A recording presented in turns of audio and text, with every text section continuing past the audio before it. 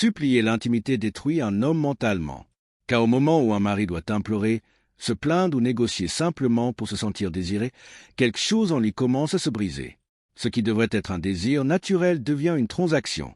Ce qui devrait être spontané et partagé devient forcé. Et cela change profondément la manière dont il se perçoit. Il commence à douter de son attirance, de sa valeur, de sa place dans la relation. Quand il entend trop souvent « pas ce soir » ou qu'il se sent constamment rejeté, il ne devient pas seulement frustré. Il devient silencieux. Il arrête de séduire. Il arrête de prendre des initiatives. Il arrête de s'exposer à ce moment de rejet. Non pas parce que le désir a disparu, mais parce que son respect de lui-même commence à le protéger.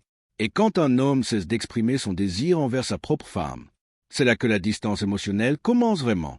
Car l'intimité, ce n'est pas seulement le sexe. C'est un sentiment de sécurité. C'est une connexion.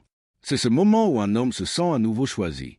Un mari ne devrait jamais avoir à supplier pour être désiré dans son propre mariage. Les couples qui comprennent cela protègent leur intimité avant que le ressentiment ne remplace la connexion. Si tu veux comprendre comment protéger cette connexion avant que le ressentiment ne s'installe, j'ai détaillé cette dynamique étape par étape dans mon guide pour toujours. Le lien est dans ma bio, car l'intimité ne se récupère pas facilement une fois perdue, mais elle se protège si on sait comment. Clique sur le lien en bas de ma bio pour accéder au guide complet plus 3 bonus offerts.